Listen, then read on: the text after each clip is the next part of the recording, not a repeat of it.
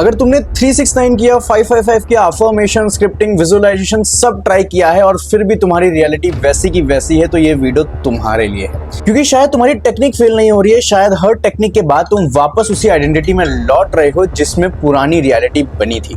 और मैं ये इसलिए नहीं बोल रहा कि तुम गलत हो, मैं ये इसलिए बोल रहा हूँ क्योंकि मैंने भी ये किया था। नई डायरी, नई अफर्मेशन, नई होप और फिर वही पैनिक, वही चेकिंग, वही सेल्फ डाउट। आज मैं तुम्हें कोई नया सीक्रेट नहीं दूंगा, मैं तुम्हें वही मिस्टेक दिखाऊंगा जो 369, 555 स्क्रिप्टिंग और अफर्मेशंस चारों को साइलेंटली कैंसिल कर देती है। वीडियो के एंड तक तुम्हें 3 चीजें पता चल जाएंगी। नंबर 1, क्यों रिपीटेशन कभी कभी तुम्हें डेस्परेट बना देता है। दूसरी, कैसे पता चले कि तुम्हारी डिजायर तुम्हारे लिए इमोशनली सेफ है या नहीं। और तीसरी, एक 7 डे आइडेंटिटी एक्सपेरिमेंट जो तुम्हें टेक्निक्स से बाहर निकालकर रियल मूवमेंट में डाल देगा।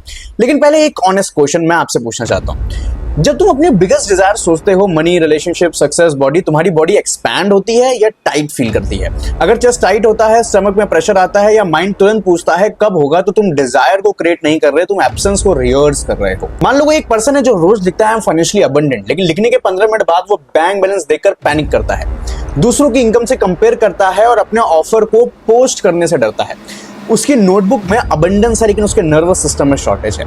और लाइफ कौन सा सिग्नल ज्यादा बार रिसीव करेगा? वही जहां पे एक्शंस रिपीट हो रहे हो।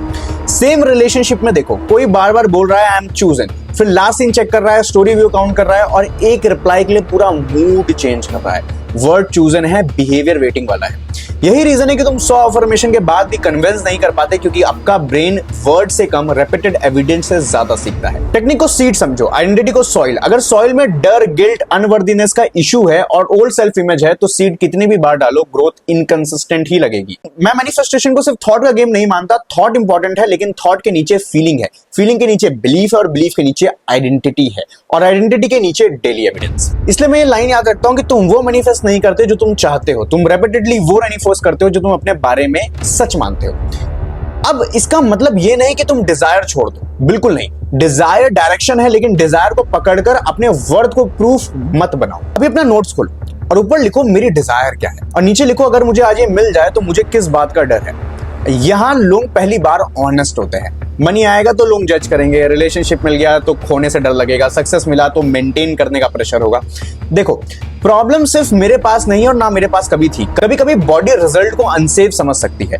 अभी दूसरी लाइन लिखो, उस रियलिटी वाला मैं आज कौन सा स्मॉल बिहेवियर नेचुरली करता। सिर्फ एक रिच बनने की एक्टिंग नहीं, चूजन बनने की एक्टिंग नहीं, बस एक क्लीन बिहेवियर। मे भी तुम अपना वर्क पोस्ट करते, तुम पेमेंट फॉलो अप करते, मे भी तुम फोन रखकर बस सो जाते, मे भी तुम खुद को इंसल्ट करना बंद करते। अब 369, 555 स्क्रिप्टिंग और अफर्मेशन करना गलत नहीं है। इनका रियल यूज अटेंशन को डायरेक्ट करना है। रेपिटेशन तुम्हें दिखाता है कि तुम डायरेक्शन में जाना कहां चाहते हो। लेकिन अगर रेपिटेशन के साथ बिहेवियर प्रूफ नहीं है तो रिचुअल को एक टेम्परेरी हाई बन सकता है। तुम लिखते हो पर होपफुल फील करते हो, फिर तुम पुरानी लाइफ में वापस लौट जाते हो। इसलिए कोई भी मेथड करो, उसके बाद ये क्वेश्चन पूछो, इस मेथड्स के बाद मैं नेक्स्ट 24 आवर्स में क्या अलग प्रोटेक्ट करूंगा।